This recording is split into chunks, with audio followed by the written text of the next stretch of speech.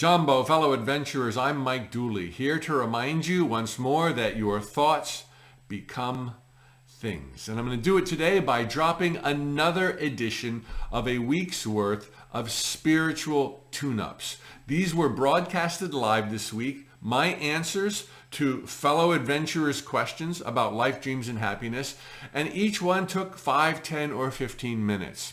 We've sewn them all together for your viewing and listening enjoyment. Sit back, relax, and enjoy.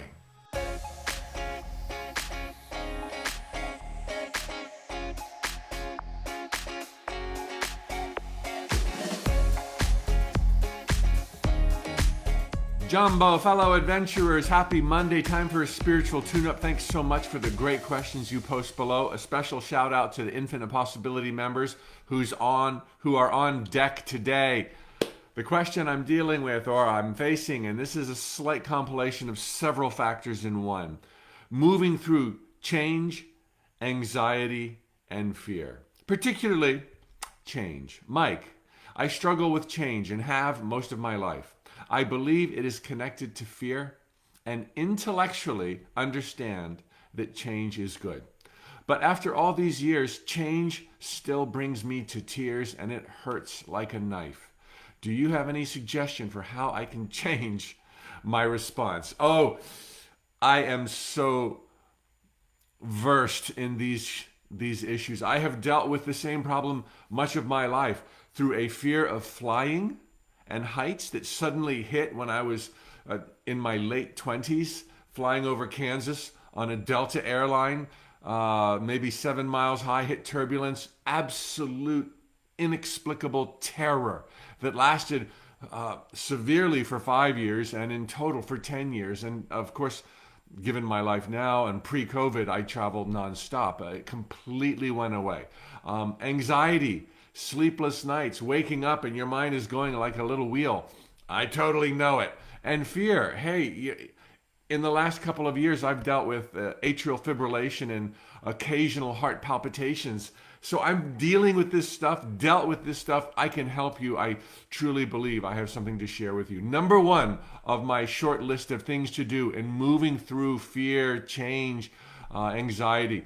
Number one, apart from voicing the concern to those who might be able to make an immediate difference, like myself, a therapist, a loved one, a family member. Apart from that, not that you are, don't go there. Don't talk about it. Do not claim it, okay? I know so well when the plane would start to shake, I would want to grab onto the person, the complete stranger next to me and ask them if they thought we would survive. You know, are you scared too? Is this going to work? And I would want to tell people that when I was getting on a flight that I was really scared, but zip it. You only reinforce it. There is a place to share these kind of thoughts. When there's somebody who might offer insight or when you're kind of doing your journaling, we're not going to shove it under the carpet. But other than that, do not go broadcast on social media or to all your friends, not that the questioners have done that this is going on, because you only reinforce it. Number two, understand that your default setting is to be in grace, to be filled with confidence. This is what comes natural to you. This is your default setting. It is not natural to be going through fear, anxiety, heart palpitations. That is an aberration. This is temporary. I want you to see it this way. I do not want you to see yourself as, this is who I am dealing with atrial fibrillation. This is who I am dealing with fear and panic attacks. This is who I am. I get up every night and have these arguments or these fears or these cold sweats. Is not who you are. I want to reach the deepest core of you right now. That is not who you are. It is a phase. You know, kids go through phases, so do adults go through phases. I've been in and out of these phases, and I've left them in my dust. You will move through this. It will be something that you help other people with one day because you will have mastered it. This is not who you are. I haven't even gotten to the juicy stuff yet. Hang in there. Here's one of the biggest things that's helped me in all of these. And that is realizing, and at first it doesn't seem obvious, that it's not one thing. You think we tend to think that there's this one mysterious dot that needs to be connected, this one mysterious button that came from a past life. There's this one twist of complexity deep within our subconscious mind, or something that happened to us when we were a kid. And oh my gosh, if we could figure out that thing that you have that nobody else seems to have. There's no thing. There's no thing. You're making it this gigantic fire-breathing dragon, this Godzilla of your inner being, and it doesn't exist. You've got a number of little things that have accumulated. And it probably has nothing to do with a past life, and it doesn't matter if it does. It has nothing to do with you as a kid. It may be a trait that you witnessed in your mom or your dad or a best friend or a partner, and you started experimenting with it and playing with it and didn't even realize you were doing it. And all of a sudden, you've got Godzilla. You've got a bunch of little niggly worries, fears, little pests. They're little pests. They have a short lifespan anyway, but we're going to get rid of them. Okay, and that short lifespan can last years. For my fear of flying, it lasted 10 years. But in the scheme of things, it's nothing. I learned so much. It was like one of the things I learned with my fear of flying, and this applies to all fears and all anxieties. I learned it was like a place I would allow, and involuntarily at first, a little room in my mind that I would go and be terrified. And as I started to get better controlling this through some techniques I'm about to share with you, as I started to get better controlling my fear of flying and other fears, I would see and feel myself outside of that room, but the room was here. I was here, but the room of terror, I mean white knuckle fear, like pray on the ground and kiss the earth when you land. Okay, that room of terror was right here. And I started to realize, like, oh, I'm not going to go there, matey. I'm not going to go there. And I would literally be able to kind of direct my mind away from the dungeon that was calling my name. Come here, sweetie pie. Come here. I've got something to show you. You're going to die. And it's the same for you. There's a room. There's a room in the mansion of your mind.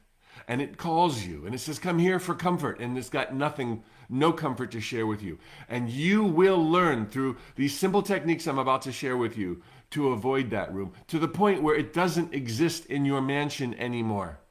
Truly, the biggest fear I ever dealt with was probably many of them. Fear of losing my mother, fear of, everything. Falling and flying airplanes. I was mega afraid. And it's 1,000% gone. It's temporary. Okay, so let me get to this place. I want you to understand as well that not only is it a bunch of little silly thoughts instead of one big one, but intellectualizing your way is a bright light. You're at that point. You said in the question, you can intellectualize that change is better. I can intellectualize a lot of stuff, but I'm not there yet. And so while it's a bright light that shows you the way, and that's really good, a lot of people don't have that bright light, it's not going to take you the way. It'll show you that there is a way. It won't take you the way. What you want to do is get into the feeling of it.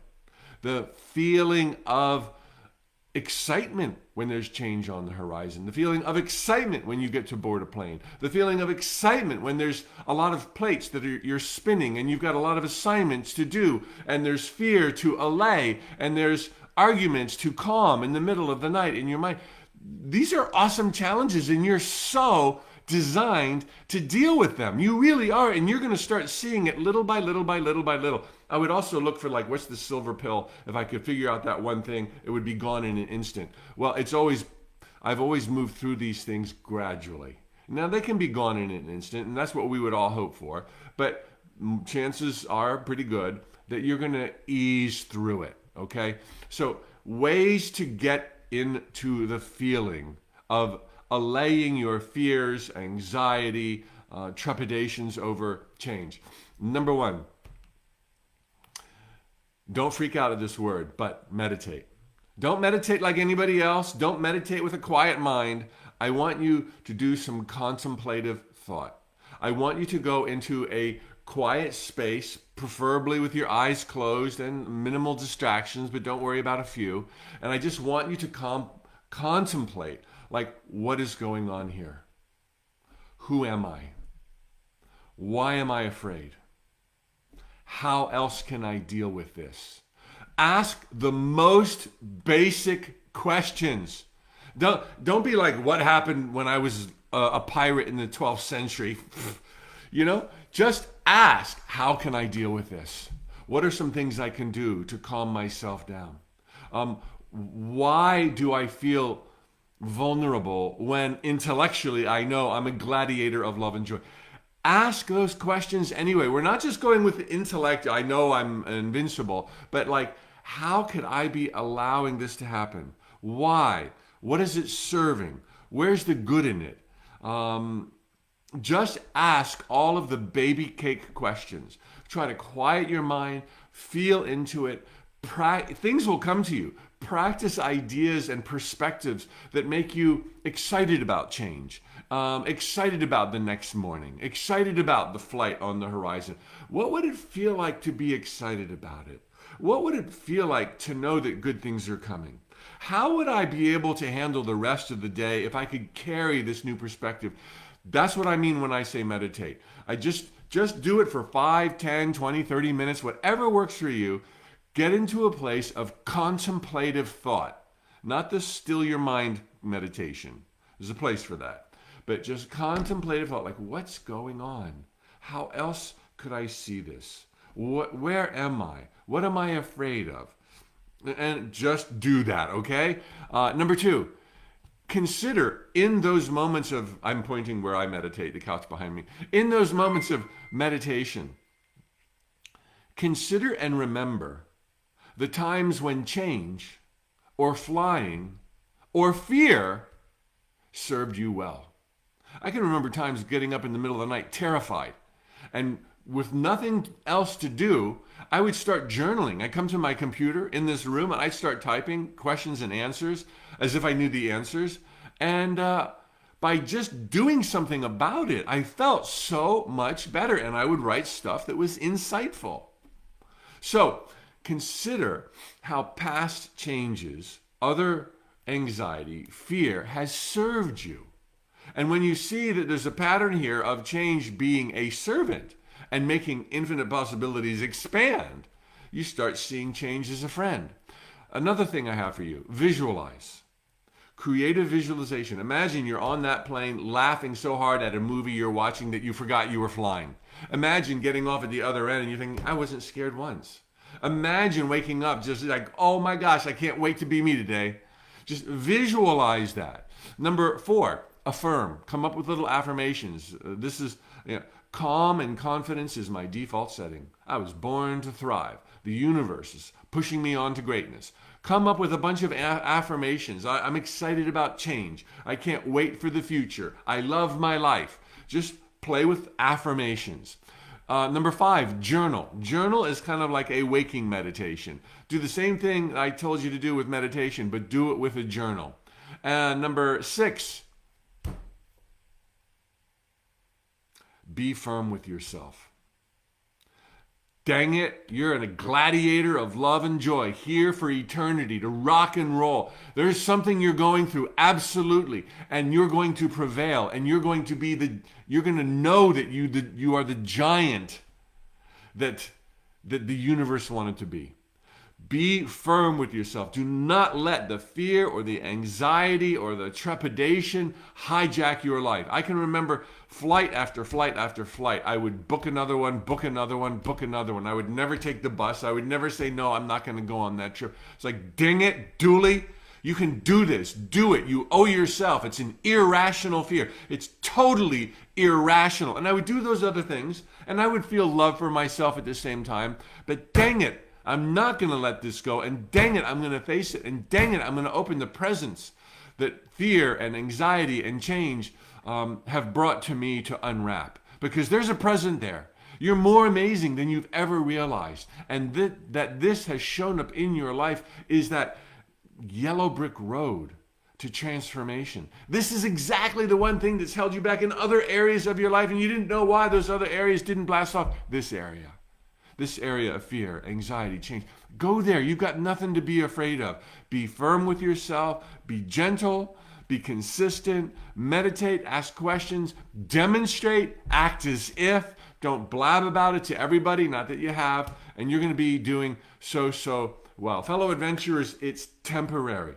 It's an accumulation of a bunch of little things. You're going to move past it. Just look at other people who are not afraid of flying. Look at other people who are not afraid of change. They got nothing on you. Nothing. Your default setting is to soar, to thrive, to embrace the unknown, because that's where all good things come from. Don't try to overmanage with your intellectual brain. It's good that you got it on and that you can see the light.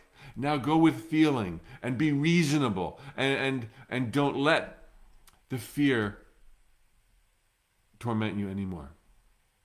You deserve it all, okay? And you can have it all. And these little steps will erode those little niggling thoughts, and you will rise above in glory and in confidence in such a way that you will be a light as an example and through word and deed to those in need.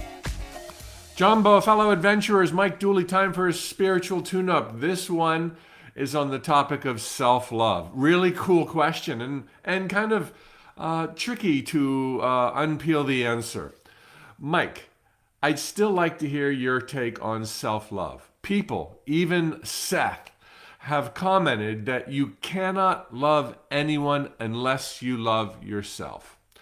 But there have been times in my past life when I perhaps haven't felt a lot of love for myself. But it never stopped me expressing love to others at the same time, and even from receiving love from other people, even though I didn't feel good about myself. Either I loved myself more than I thought, or the saying isn't true. Do you truly love yourself? The lesson is solid gold. It belongs in Spirituality 101. It is the essential building block for us to be able to grow and express and maneuver around the world. You must love yourself before you can love others, before others will love you. But it is such a basic fundamental, absolutely true, absolutely essential, that if you're watching Spiritual Tune-Ups by Mike Dooley, you're already in the PhD program. And I venture a guess, while you may doubt your own love, you are simultaneously your number one fan. And I have felt this about myself, not as obviously as that may sound. And I have certainly seen this in people that I have crossed paths with my entire life. There is generally an overestimation of oneself, of one's value, transactionally, a word that we'll be speaking of shortly, and I don't want to say appreciation, because you really can't overdo it. But I have seen folks really behave in a way that could only speak to how much they love themselves and place themselves and their own intellect over all other people. Come on, we see that all the time. Just watch the news. Just look at the opposing political party. They love themselves, right? So I don't think it's the challenging dilemma that anybody watching this is actually dealing with. Although it's a valid question, it certainly doesn't seem to be true for the reasons outlined. This is great introspection and a great dig for going deeper. I do believe that in our circles there is an abundance, and there ought to be, of love and appreciation for ourselves. Just look how you defend yourself in your mind to other people. Just look how you justify yourself, your actions and your inactions. There is no shortage of love. But here's what we do with love. When it comes to love and other people, I've shared this before, and I'm not the first. Human love is so transactional. Transactional. It is so predicated on circumstance. And we don't want there to be this predication on circumstance. That's not true love. As Neil Donald Walsh would say, that's real need. And people fall in need with each other all the time. I need you so much could be the word to replace love. It's not that they love them so much, it's they need them. And I will say that there is a love in these conversations. And I would say for the most part in our lives, there is love beneath the transactions. But there's this inverse relationship with love and fear that we can see everywhere. Now you're in the love zone, okay? But we're also all in the fear zone as long as we think life is happening to us. And very often it is an inverse relationship. The more love you're feeling, baby, the less fear. The more fear you're feeling, the less love. And that doesn't mean love's not there, but it's become transactional. And not only do we do this with other people, but we do this with ourselves. It's transactional. I love me on a good day, or I love other people who love me. It's all got to be nice and rosy, but I've stubbed my toe, I lost my job, I got sick, I'm dealing with a cancer, and all of a sudden it's just like, I must not love myself. You did love yourself, but there's a grade here. There's a grade and it hasn't been turned on all the way. And so we go back to this old adage that is priceless gold, love yourself first. And we think we're bobbling the ball and about to fumble it on an area that we're good. We're actually good. We do love ourselves. But because there's grades of it, we haven't moved beyond the inverse relationship to fear, which is predicating and holding back our love due to circumstances. So as we move through the programs in time and space and onto our spiritual magna cum laude PhD black belt, it's time to start practicing the shedding of conditions, getting rid of the transactions, feeling the fear and the love at the same time. Seeing how that each of us could be greater, stronger, more resilient, more productive, but loving ourselves anyway, just the way we are. And that doesn't mean cop out. That doesn't mean stop growing.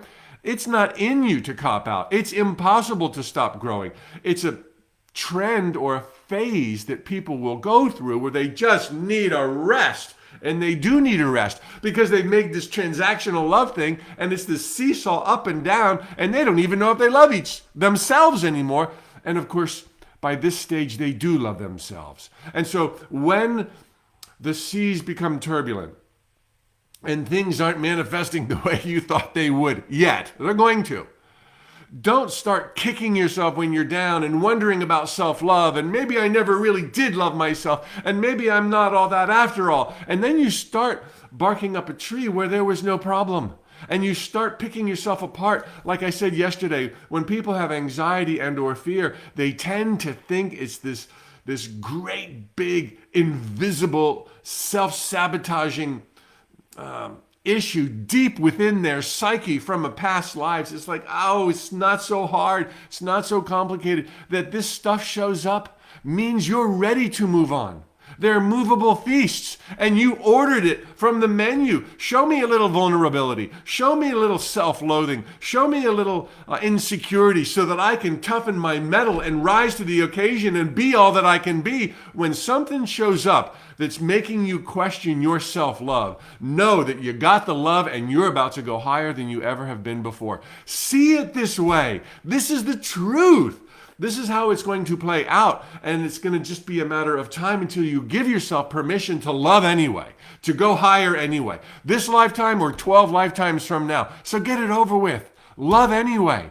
Love anyway and see the inevitability of your transcendence over the things that challenge you, the things that poke you. Don't beat yourself up. You do love yourself. You're amazing. You're one of a kind. You are still who God most wants to be. And all is supremely well. Just face your fears, look yourself in the mirror, tell yourself you love yourself, you hottie, you Okay, I won't go there. But don't make it bigger than it is. All is supremely well. This is a golden rule. You've already mastered it. Drop the conditions, shed the circumstances, turn up the gradation, if you will, and be born to a whole new world order. Jumbo, fellow adventurers, happy hump day. Thoughts become things. I'm Mike Dooley, and this is a spiritual tune-up. Let's dive into today's question sent by an Infinite Possibilities member. Why you care what others think is the title. Why you care what others think. The question, why does it seem I sometimes value other people's opinions? And that's what they are, opinions, above my own. Oh, I know this issue from firsthand experience. They are getting space in my head without paying rent. Please comment. All right, so obviously we care about what other people think. May I say, we all care, and we should, about what other people think.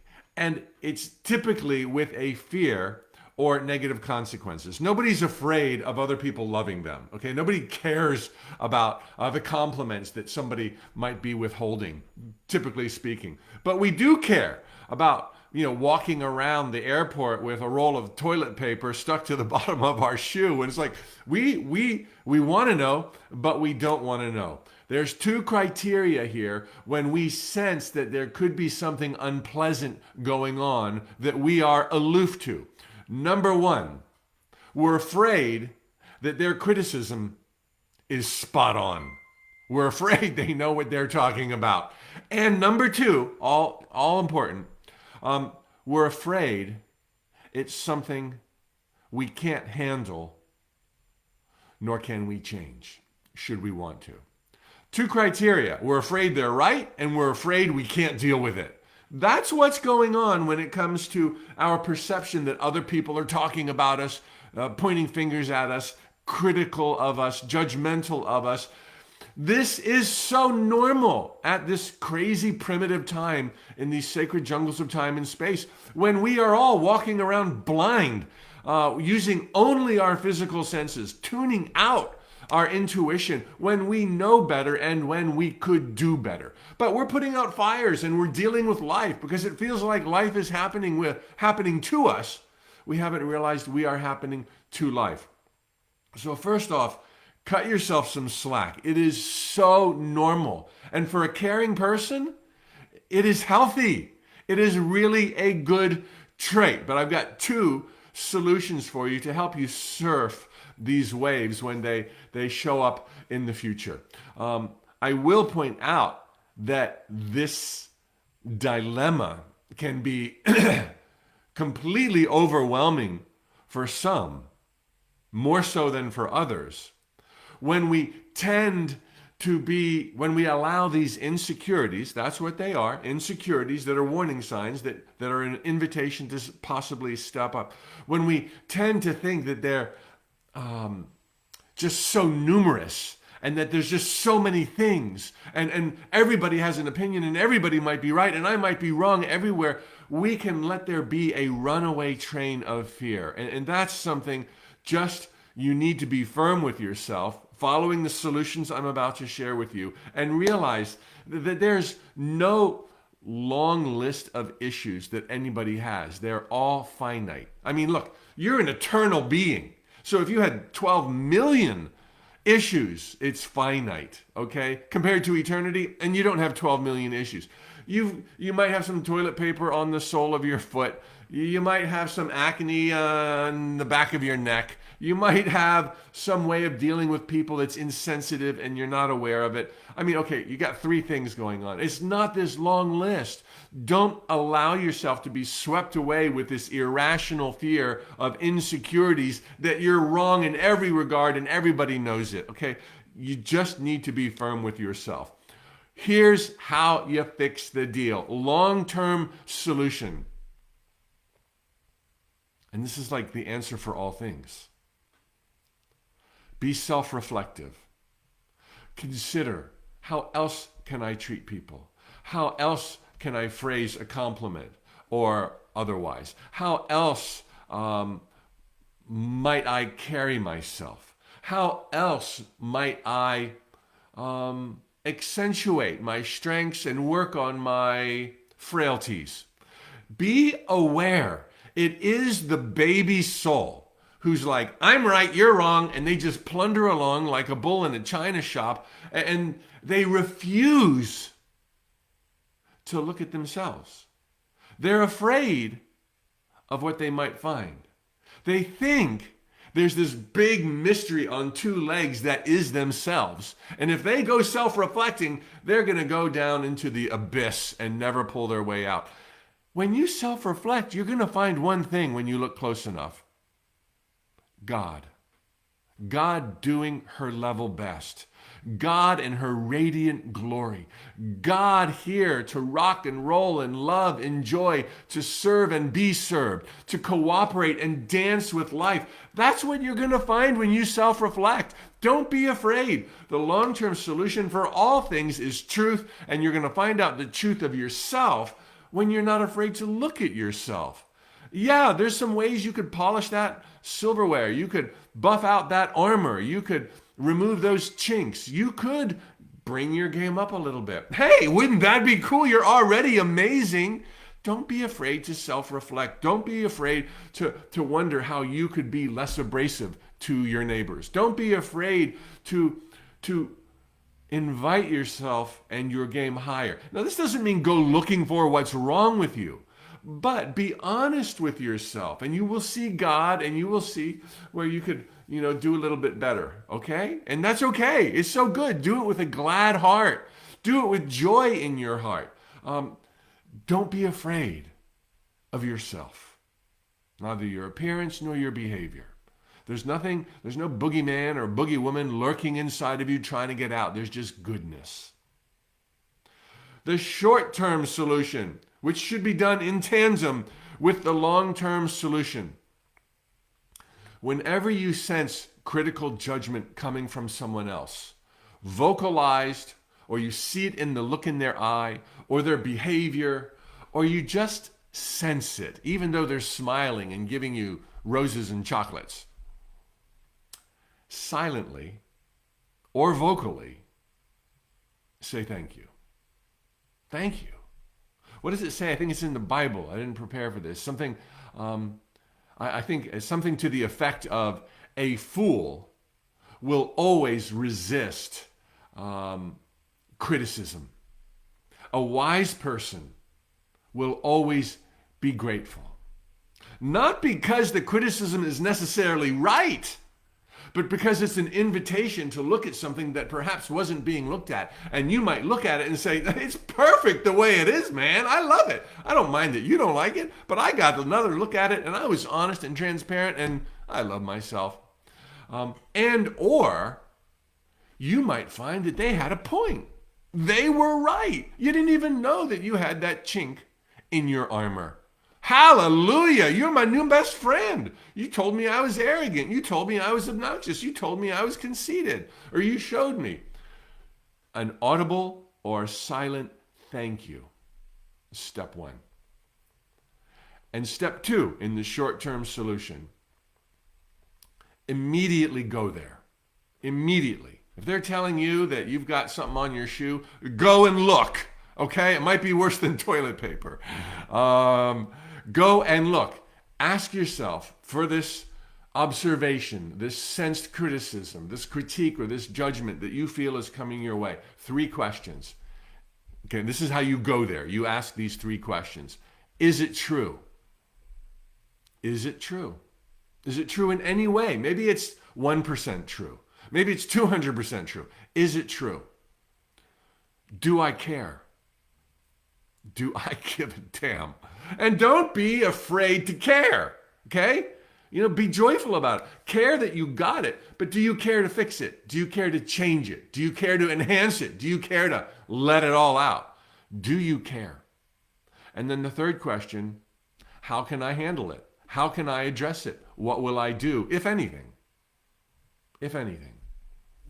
Hey, it's so normal that you care what other people think. And I think it's healthy. just in proportion,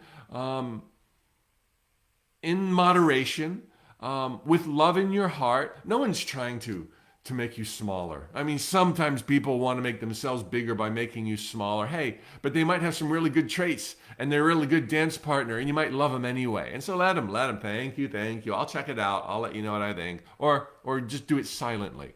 But don't be afraid and don't think that there's this endless list of things that are in need of repair. Okay, because it's not like that. God is beneath the surface here, just a breath away, just a little film away. And you might want to clean off that film, and it's all okay. So don't beat yourself up because you care about what other people think. That's a lesson I learned. I do care about what other people think. I can roll with it. They all have goodness in their heart, just as you do. We're all doing our best. Jumbo, fellow adventurer, happy Thursday. Mike Dooley, time for a spiritual tune-up. Today's question goes to a topic that has touched my soul the first time I heard about it, but with further examination was not what I thought it was. I've been asked to explore and speak on our supposed fear of success, often phrased as our fear of the greatness that lies within. Now, I've been touched by this, and I've heard that beautiful piece by Marianne Williamson, made even more famous by Nelson Mandela, that we fear how great we truly are. But I got to tell you, after slicing, dicing, and parsing this all the way through, it is not that. We do not fear our success, in my opinion. We do not fear our greatness. What happens is when we start thinking about the life of our dreams and soaring like we've never soared and joy unimaginable in terms of success and greatness, those two words only operate in a world of duality. And while we do live in a world of duality, we forget that it's all illusions. It is not what we think it is. And if there is success in a world of duality, there is failure. And if there is greatness in a world of duality, there is whatever the opposite of greatness is, sucking, okay? And it is this duality that scares us. And it's this duality that makes us, who are indestructible galactic beings of love and joy, make us think that we're vulnerable, make us think that we are less than we are. And the entire equation needs to change. Really simply, the workaround here is to, we were just talking about transactional relationships yesterday, caring what other people think of you, what love really is, and how rarely it's unconditional. We do this with regard to measuring ourselves and determining our own worthiness. And it's always transactional. If I do this, then I get that. Instead, you're here to follow your heart. You're here to have a good time. You're here to play like a child, literally day by day by day, and let the magic in the universe do the heavy lifting. You're here to use your desires and your dreams to chart a course that sets you into a journey through which you learn of how awesome you are and how beautiful life is and how it's all a setup for you to go even higher. It's all about the game. It's all about the joy. Now, we can split hairs. Joy implies sadness. The game implies work. Somewhere we got to stop playing that. But the fear that I've been asked to address is a fear of momentary success, being labeled a fraud, soaring high with the eagles and somebody plucking us right out of the air. That's the fear. Because when we believe in terms of success, that I did this so I get that, it's a transactional thing. Somebody's going to come along, start talking about us, as we mentioned yesterday, reveal to us that we're not all that. We are all that. We're going to believe them until we buff those chinks out of our honor, and we're going to spiral down into a nosedive. So the answer is stop looking at things in terms of success or failure, greatness or lack. Start looking at your life as it was meant to be, a non-stop, unending dance into joy. Go do what you want to do. Go do what you're called to do. Go where you want to go because you want to go, because it's cool, because you're curious, because you're exploring, because you're expanding. That's the nature of reality. And when you start following your heart and learning to tune into your intuition, there's going to be this unbelievable journey upward into the stars, a spiral without end. And people are going to say, oh my gosh, she's so successful. Oh my gosh, look how great she is. But she's just stopped comparing herself to other folks. She's stopped comparing herself from fear to courage, greatness to suckiness. And she's doing what she wants to do. She's where she wants to be, including a timeout, including a day of doing nothing, including sleeping in or not getting out of bed for the weekend or watching Netflix for 24 hours. Indulge, play, get rid of the transactional measuring stick. Throw that out the window. Don't delude yourself either by thinking, well, I'm really scared of success. I'm just afraid of my greatness.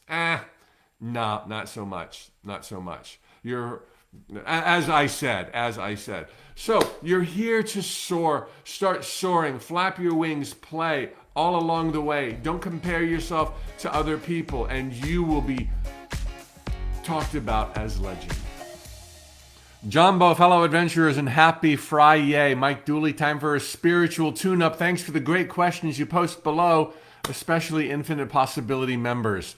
The question I get today is, when is it all right to cut people out of our life and to stop talking to them?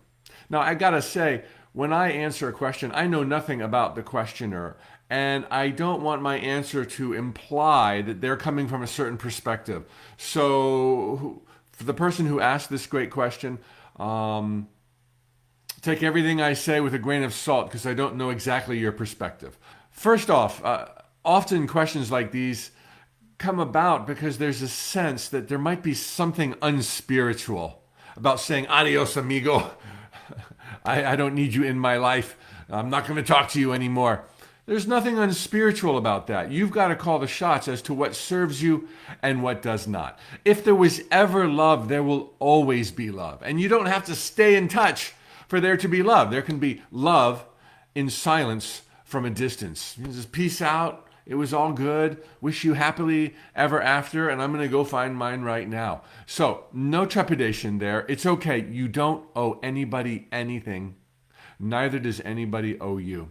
We're all here learning about our power and the beauty that's at hand, the joy that we are bathed in. It's okay. You can find your own way. We're all going to get back to that place where we started, in the palm of God's hand. Okay? Number two, the literal presentation of that question. When can I cut people out of my life? And when can I stop talking to them? Again, this is where I'm not trying to overlay my interpretation with your feelings. But those word choices may reveal some anger, or just, had enough and just totally fed up. If there's anger, resentment, there's attachment. And you're going to find, with an approach of cutting people out and stopping talking to them, that it's going to be harder and harder and harder to do with that very person. That anger is going to keep pulling them into your life, and they're going to keep whirling back around and back around because they're probably feeling it too. And the two of you need to work this out. And the thing you're working out isn't agreeing with one another. It's respectfully disagreeing and releasing it. So if there's somebody in your life who's driving you bat crazy, the thing is to feel love for them and to disengage by no longer focusing your attention nor your anger there. Now, like everything else I teach, there's a ton of wiggle room. You're so inclined to succeed. You're so inclined to find your peace. You're so inclined to have traction. You don't have to be a saint, and forgive magnanimously in order to free yourself from somebody else. Just the slightest effort on your behalf, perpetuated for as long as you can handle it, will probably be all the strength you need for there to be an amicable, peaceful parting of ways. And that person will go off into the horizon and you will go your way, and new people will show up in your life who are more suited to your temperament, your personality, the lessons, the growth, the adventures that you find so attractive in life. Okay, generally speaking, when two people fall out of interest, I won't say out of love, they automatically go their own way. That's the natural course of things. Now, if you're peaceful and they're angry, you're not as peaceful as you think. Okay, if they're just showing up at your door and they're fuming, and you're just like, rainbows and unicorns, there's a little bit, at least a little bit of self-deception going on. It doesn't matter that you're peaceful in words, but angry in thought. Okay, that you're parsing it and sensing it and dicing and slicing their brains out when they're not in the room with you. So that's awesome. A little heads up. Let's do a little more tinkering with the machinery here so that you can focus on the future and peace and love, opening a space for new friends without the psychoanalysis of your friend who is so angry. And then you're going to find two things. When you find this peaceful calm and you have truly, totally released with some degree of love in your heart, they're either going to cruise away or they might change. When you change, the world changes. And when you change, everyone in your life changes. And those who can't change move out. This is like win, win, win, win, win, win. You are set up for greatness, and not just because it's Friday. Well, there you have it. One more week's worth of spiritual tune-ups. Thanks for tuning in. If you enjoyed what you just saw or heard, please share with a friend.